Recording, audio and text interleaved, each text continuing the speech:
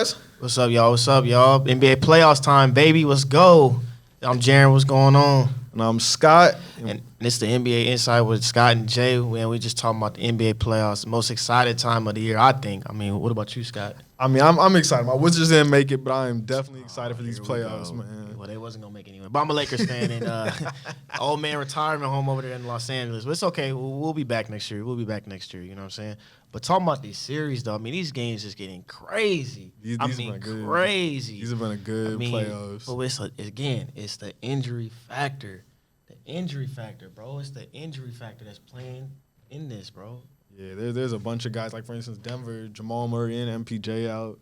That hurts. But, you know, every team gets injuries, so we got to play. Speaking of injuries, let's talk about Nola in Phoenix. How we feeling about that series? Man, big. To me, this is like a David and Goliath type matchup. You know what I'm saying? New Orleans first was like, 3-12 or something like that, and now they the 8th seed in the playoffs. I got to give them credit where credit's due. My boy C.J. McCollum, my boy, you know what I'm saying, always shine up to the big moment. Former Laker Brandon Ingram, who I wish we could have kept. You know what I'm saying? And then they got the big man down there, Valanciunas? Man, he's been a big part of that team. Willie Green, too, I mean, to take this team. Murray as well? Oh, my goodness. I mean, this team got everything. I don't know, with Devin Booker now out for 2 games, Game 3 and Game 4 here in NOLA, which are happening Friday and Sunday. I don't know. I told people this might be Chris Paul's time to turn back the clock, but I don't know what this series go off. I don't know. Like, this series can go 6. It really could go 7 if it comes down to it. I see it going 6. I have Phoenix in 6, so I don't know. We gonna see though. We gonna see. But the Booker's injury, everything changes. Yeah. How you feel about it though?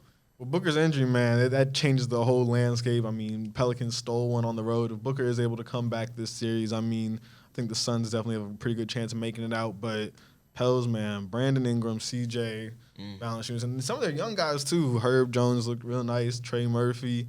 Larry Nance turned back the clock. I did not expect that. Another former Laker. So, yeah, that Pelicans squad, they're looking like they made out on that trade too. I mean, again, AD did go on to win a championship. But this Pelicans squad, and this is all without Zion, so I'm hoping when he comes back, this team can really mesh because fans down here deserve it. They deserve a good team. My last question. At the end of the season, do you trade Zion? Just asking. I know you're not a Pelican. I'm just saying, do you trade Zion? You probably could get a good package from him, but I do think you should at least try, see what he can do with CJ and Brandon Ingram. I mean, when healthy, he's a 20-plus point per game guy.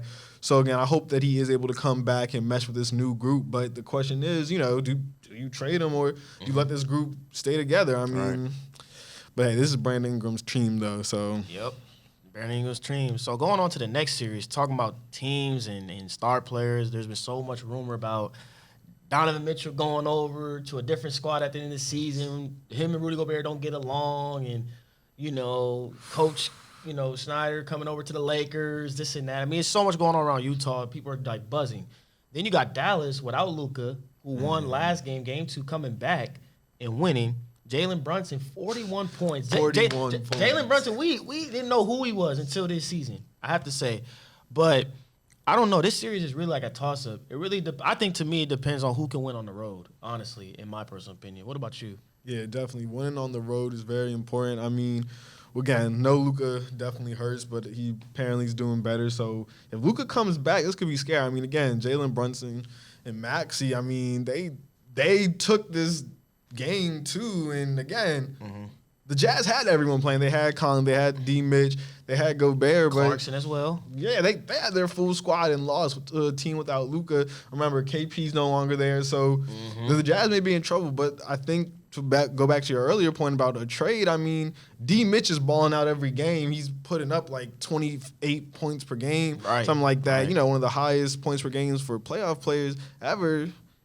And Gobert's just, I don't know if that duo can work. Again, I think Gobert's one of the best defensive players, but, I beg to differ on that, but I'm not going to get into that. I mean, he does his job. He does his job. But, again, if they can't win games and they're a smaller market, I don't know any big-name free agents who are lining up to go to Utah, that comes that question. Right. Does D. Mitch leave? Because he's one of the best young guys in the league, and, you don't want to hold him back. And eventually, it's going to become a Gobert or D. Mitch, and Gobert's making a lot of money, so it's going to be real interesting to see what happens down in Utah. Yep, that series is, I don't know, it's wacky for me.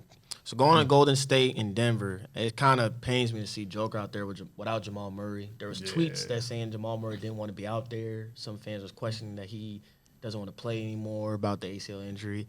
Then there's questions like, oh, the Warriors, they don't need Draymond Green. We could just keep Jordan Poole and Klay Thompson, Steph Curry. I personally was like, well, y'all would keep Draymond on the team. Yeah, definitely. But we all know next year somebody's going to have to go. But we're not going to, got to worry about right now. It's the playoffs. You're worrying about winning a championship. So how do you feel about this series, though? This series, I'm not going to lie. I mean, now we're going back to Denver. Hopefully Denver can win one. But if Denver doesn't win one of these games, I mean, well, it's a sweep. But no Murray, no MPJ. Again, Jokic had a great season, but they can't do it. And then, again, Draymond's one of the best defensive players in the league. He's undersized, but he's also a great passer. And then Poole, man, he's been going good. Klay came back from that injury. At first, he started off a little slow, but now he's looking like his old self. I mean, this Warriors team, and I hate to say it, they really might be legitimate contenders. And I didn't think we would see this after, their golden ages, but if they keep playing like this, I don't think Denver has a chance. I don't. At least not without Jamal Murray. That's a big score. But Will Barton, he's been all right. I think Denver gets one. Yeah, I think Denver will get one. Yeah, for some reason, I feel like Denver will get one. I mean, Jokic's definitely MVP candidate, former MVP. I mean, he's got to pull something out the bag. But that three-headed monster, and like you said, who of that trio? Klay's making a lot of money. Draymond's making a lot of money. Steph's making money. You can't trade Steph. So now it becomes between Klay and Draymond. Who are we moving? Because Jordan Poole's going to need a payday. So yeah, exactly. That was another conversation as well.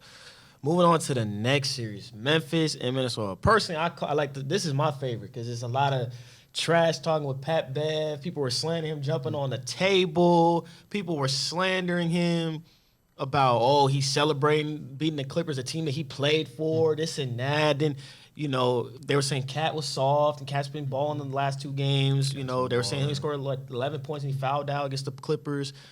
But then you go to Memphis side of everything and you watch Ja Morant, who I think is going to be MVP in about 2-3 years. Oh, easily. And Jerin Jackson.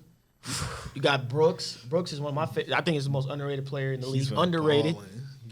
And it's like Memphis and the Timberwolves, they match up so well. You know what I'm saying? If this was street ball, they'd be perfect for each other. 5-on-5, let them run all day. But how do you feel about this series, though?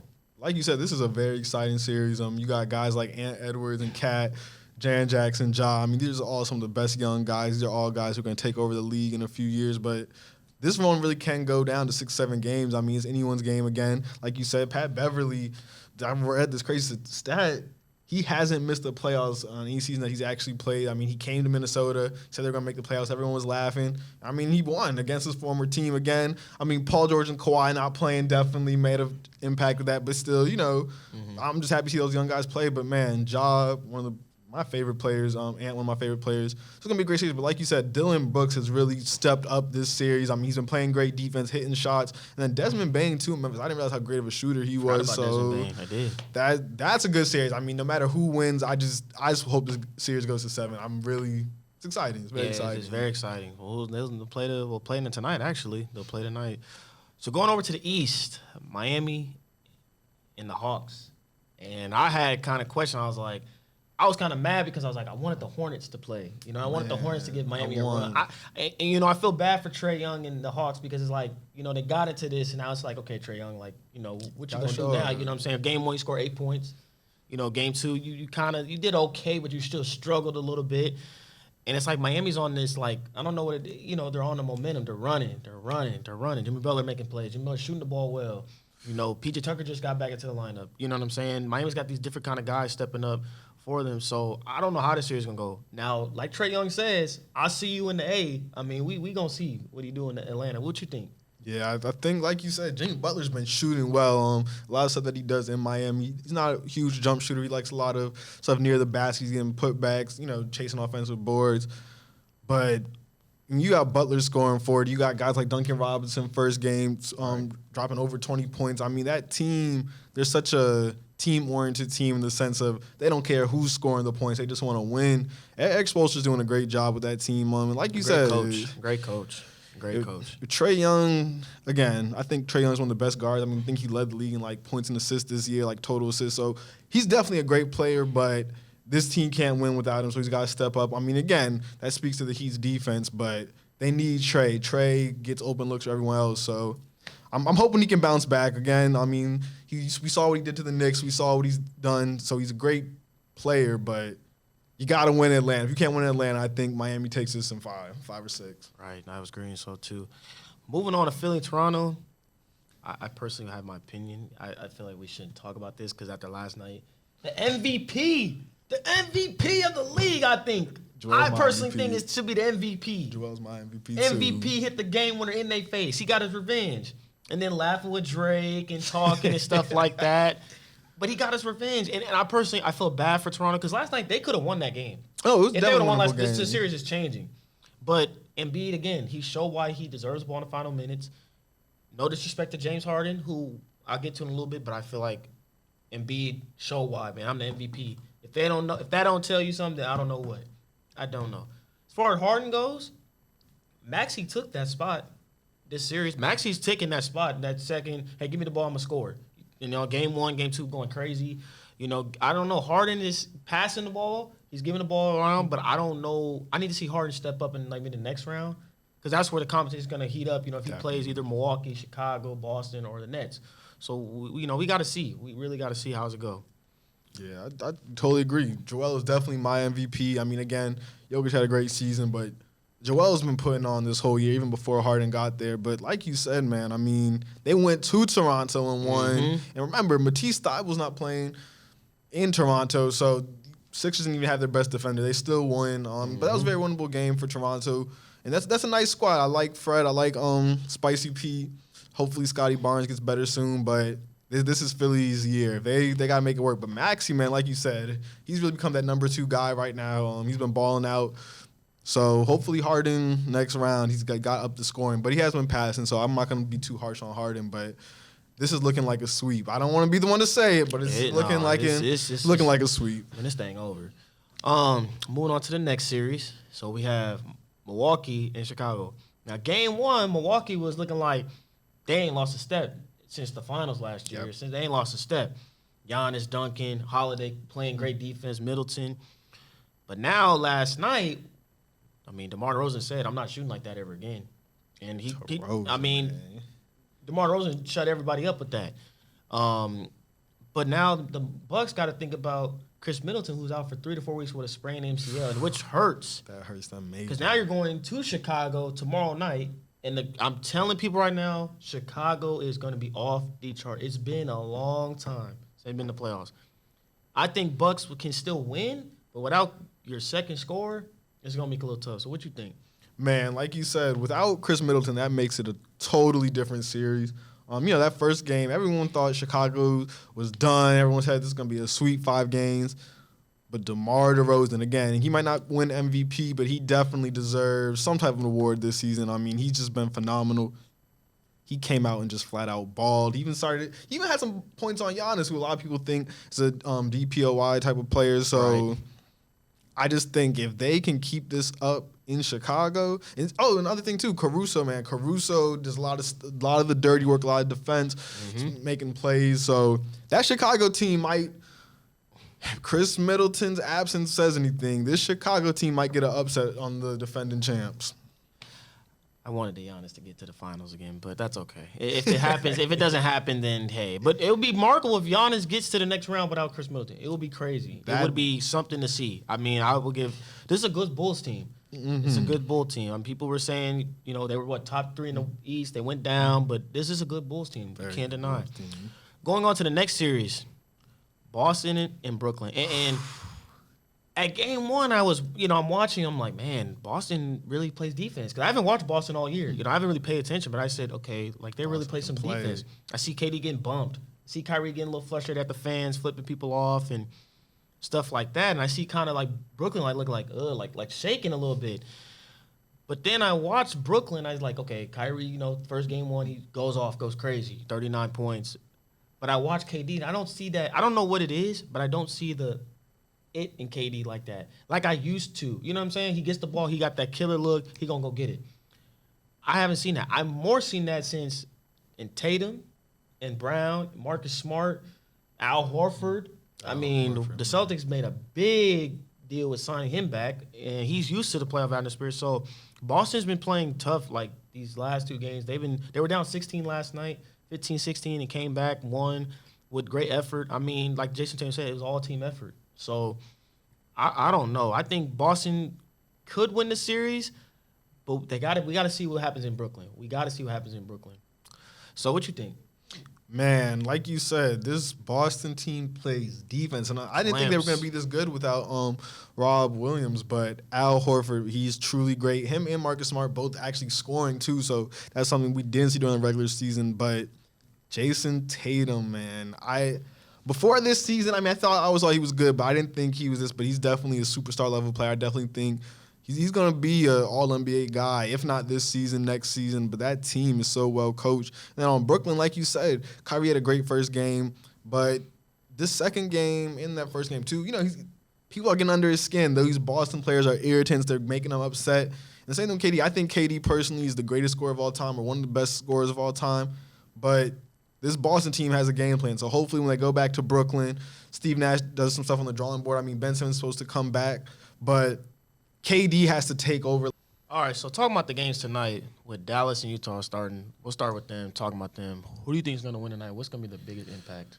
I mean, they're coming back to Utah, so I think the Jazz got this one. But again, it's all depending on Rudy Gobert and Jordan Clarkson, Bogdanovich, because Mitch is going to give you about 30 a night. Right. So it's about the rest of the team, them stepping up. What's your thoughts on it? Man, I don't know. I want to say Utah, but man, my boy Spencer, Young Dinwiddie, man, that's my guy. I represent. He cold, man. I think Spencer I don't know, just something about these type of games. Them stars come out. Spencer is a star, so he gonna come out and do his thing. Moving on to Golden State and Denver. I don't know. I gotta see what Joker. I really gotta see what Joker and them do. Like I really don't know because I feel like the Warriors defense is playing so good against Joker. It's kind of hard for him to adjust right now in the middle of the series like this. Definitely. And at home. But I could see Joker getting this game at home, the first, you know what I'm saying? I could see it. But I don't know because due to this fact that, like I said, Jordan Poole's playing good, Klay Thompson, Draymond Green's playing great defense, and Curry's still getting his rhythm back from the injury. So I don't know. What do you think?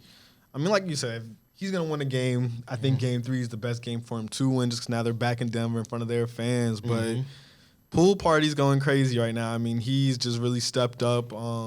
Again, he was in the G League last year, so to step up like this, big moments in the playoffs, I don't know. But again, if Jokic wants to win, I definitely think Barton has to step up. Aaron Gordon, everyone's got to play their A game. Bones has to step up. But again, this Nuggets team is just unfortunate they don't have everyone because it definitely is a pretty deep team when healthy. But yeah, I think Warriors are going to take this one. All right, same here. Moving on to Memphis and Minnesota. Memphis with Ja Morant responding with even though after the game one he had the video with Michael Jordan saying they only talk when they winning, they don't talk when they losing. He responded with a nice performance in game 2 with 23 points. I think Memphis is gonna go in there and quiet Minnesota. I don't know. I just feel like Memphis is gonna get their groove now. You know what I'm saying? They could have won game 1, but I feel like they're gonna get their groove now and start hitting their stride. Well, what you think? I mean, it's back in Minnesota, so again, I like Cat, but it's really on D though. Like you said, Ja's been playing well. Dylan Brooks has been great. Jaren Jackson's been great. Desmond Bane's been shooting. So again, it's all on D-Lo. I mean, when D-Lo plays well, that team looks 100 times better. But yeah, I mean, I agree. I want Wolves to win, but I wouldn't be surprised if the Grizz take it because that squad, those are some young gunners right there. They're good. They're good. Right. It's all on D-Lo tonight. Well, y'all, that's just it for the first episode, NBA Insight with Scott and Jay, and we are out of here. Peace.